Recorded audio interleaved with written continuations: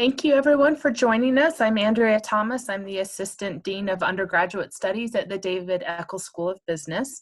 We've been doing these webinars now for several weeks just to give you an opportunity to ask whatever questions you might have. There haven't been a lot of changes this week, just a couple of things that I want to reiterate. Schedules are up. We talked last week about the definitions of the classes, so you should have a pretty good idea as you put your schedule together what to expect in the classes. We have ordered new equipment for the classrooms, and so there will be microphones. We have cameras in every class, and all of the professors are preparing to be able to deliver their content in person, some of them online, and then a combination of both. And so professors know that there's chances that more illness will be experienced in the fall term, and so they are prepared to be able to share the content of each of the classes, whether you're able to be in class or not. So that's underway, and there is training. All staff and faculty have gone through the training, which talks about what to expect on campus, the expectations of masks, all the different things, it gets into very specific detail of how to wash your hands, things that help keep everybody safe. Students will be asked to do a training before they come on campus. That training's not up yet, but it will be. And if you want to keep an eye on it, you can go to returntocampus.utah.edu on that website. So one other thing that we're doing now that we've got classes kind of figured out and everybody knows what to expect there, we're having meetings and discussions about the community part of being on campus. And so housing, we're expecting people to be moving in. We're creating events that you can still get to know people. If you're a first time coming to campus, if you've lived on campus in the past, it still gives you an opportunity to really connect with people. And so we're looking at things that we can do, really leveraging our outdoor spaces for the first couple of months when the weather's really nice. One of the things that we're doing is putting up tents on multiple locations around the business school complex so that students will have a place to study, to meet up, and that there will be a little bit more flexibility if you need to do study groups. So those are being planned for and happening as well. You can expect the website on the Eccles page, so eccles.link/fall2020. Currently, it has a copy of all these webinars. It has all the information that we have to date. It's got a lot of frequently asked questions. We're also getting ready to kick off a virtual calendar of all of the events that you can expect, and there will be one place that you can go to see where community and engagement can happen. So that's something that we're in the process of pulling together. Blink is very involved in that, our student leader group. They've been working on planning for fall, and so we'll be able to more clearly communicate that in the days and weeks ahead. So we're getting ready to have everybody on campus. We're excited about it. The information we're getting from Central to Campus is making sure that we're thinking through contingency planning so that we can keep everybody safe and we can adjust to any changes that are happening, that to make sure that if we need to adjust, that we can do so quickly. So Kathy, do you have anything new? I want to welcome Kathy Hajeb. She works at Lassonde, and she's also a professor in the B Corps. And so I don't know that anything's changed much in housing, but if there's anything that you want to reiterate for everybody, that would be a perfect time. And I will start looking for questions. So if you have any questions, you can go down to the Q&A button and you can type in any questions that you might have, and we're happy to answer those. So Kathy, thanks for being here again. Well, welcome everybody. As Andrea mentioned, I'm Kathy Hajeb, and I just can't wait till you guys come back to campus. It's been a long summer, and we're excited to see you guys. For those of you who are living on campus, you know that move-in's going to be over a few extra days to kind of social distance through that space. To me, it's going to feel like a much more kind of a tight group living experience, right? You're going to be kind of have your family units within your housing communities. I think that even as some of the professors were brainstorming a little bit about how do we build kind of team projects and things around groups so that you can really start to have kind of a community that you grow with over the fall semester. So one thing, Andrea, I don't know if we can open the kind of questions to this group either now or via the website. If there's some fun activities you can think about that would fit well in some social distancing, let us know. I mean, we're brainstorming about, you know, hiking with the dean, bringing in some great community donors, alumni, you know, doing some one-on-one conversations with faculty members, as well as some kind of fun stuff. You know, I think it would be cool to have yoga on the lawn, kind of some games under the tents that Andrea mentioned. So if you've got specific ideas, let us know so that we can kind of incorporate those. We're just ready for you to come back. It's going to be a good fall, and I've missed you.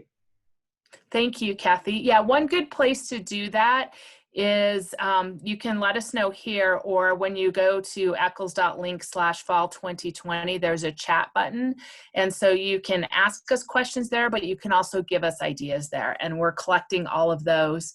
And so that would be a really good place for us to start collecting your ideas there. So I think that I just want to make sure that you know that the faculty is very engaged. We just had a faculty meeting Tuesday where there were lots of questions and discussions about how to make the classroom experience and the online experience the best that it can be. There's a lot of resources that are available in the Eccles School of Business. We have an entire online team that helps the MBA program. We have an online MBA program, and we have a lot of experts there who are helping everybody, all of the faculty in the business school, make sure that they're understanding and utilizing the technology in a very engaging way. And so sharing best practices is something that we're doing regularly. And so I think every time that we have the opportunity to utilize technology, and even if you're in an in-person class, you will be using technology more than you maybe did a year ago, because we know that the fall break week that we will be having classes that week, and they will all be remote. And then we also know that after Thanksgiving, the rest of the semester will be delivered remotely. And so every class is going to have a remote aspect to it. And we're just increasing the skills and the skill building and the sharing of best practices across the entire faculty. And so they're very committed to delivering the best experience that we possibly can. So I'm looking to see if there are any questions. Also, we have some of our great partners on the webinar as well. We've got academic advising here. We've got the Office of Student Inclusion and Assessment. We've got Blink leadership. So if any of you have something that you want to say, you can just message me on the chat, and we can move you over to be able to make an announcement or provide any sort of information. For incoming freshmen, I know that registration has been opened, so most of you have probably participated in the virtual orientation, the new student orientation. You've had your appointment with your academic advisor, and you're registering for classes. It's not too late if you haven't done all that, but that's a process that you need to go through to get your schedule set for fall. So I am going to go into the chat and see if there's question.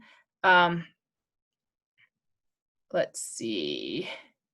Okay, my understanding of the Utah color-coded guideline is that orange phase, there's only online learning. So if Utah remains in orange, does the university still plan to bring the students back, or does Utah have to get to yellow?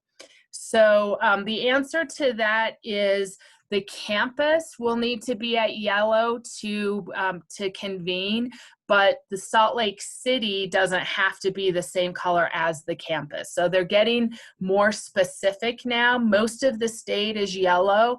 There are a few counties that are still in orange. Salt Lake County isn't, but Salt Lake City is, but there is the ability to move certain zip codes, and University of Utah has its own zip code.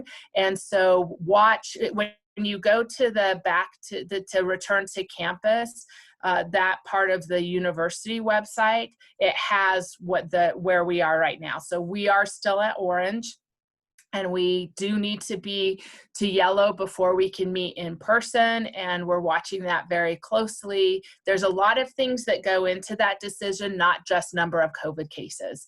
It also includes hospitalizations, and so those are being very closely monitored by UHealth. And so we're in great hands to figure that out. And so we definitely do have the ability for the campus to be a different color code than the rest of Salt Lake City.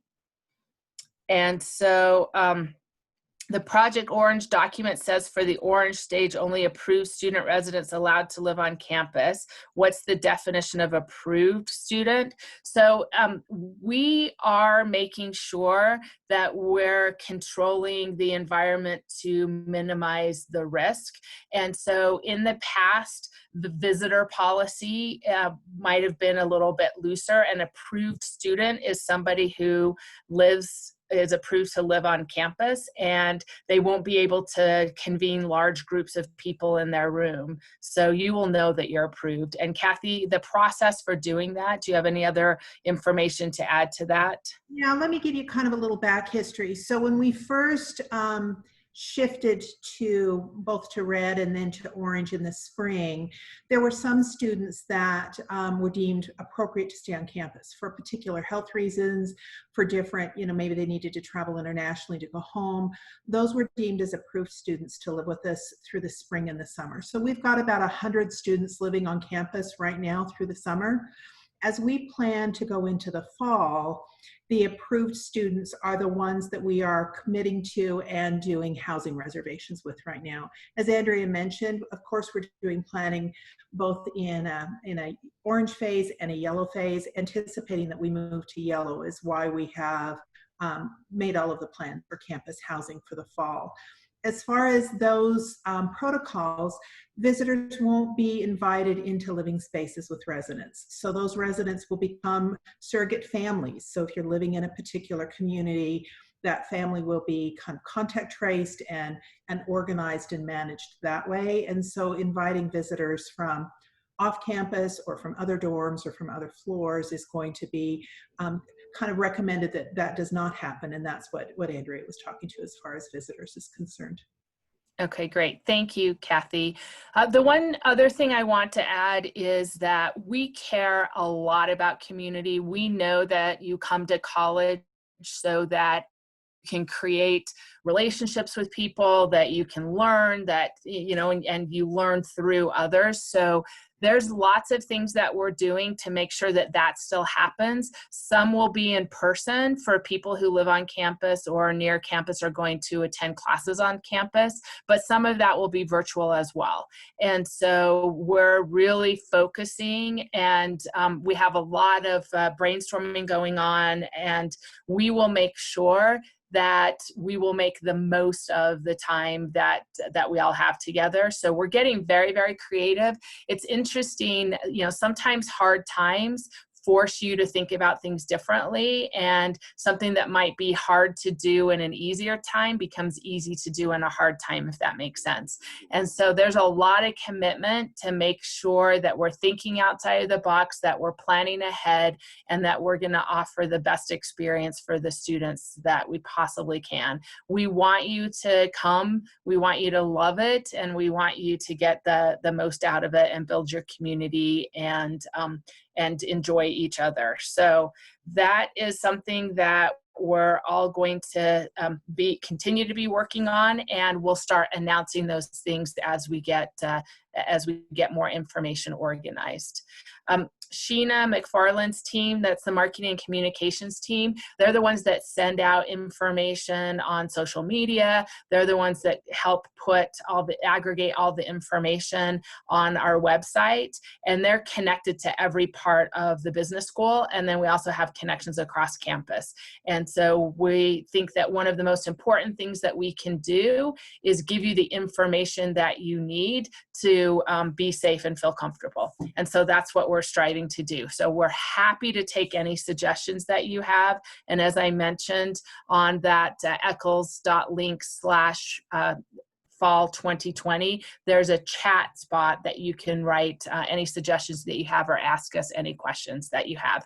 And we'll continue to come on Thursdays at 1 p.m. and do these webinars. Even if they're not very long, it's just helpful to know that there's going to be somebody here to answer your questions. So we'll keep doing this as long as it makes sense and it's useful for everybody. So I'm checking the Q&A, and I don't have any questions that we haven't asked or answered yet. I'm also looking at the chat. So is there a date when the final decision will be made about whether in-person learning takes place?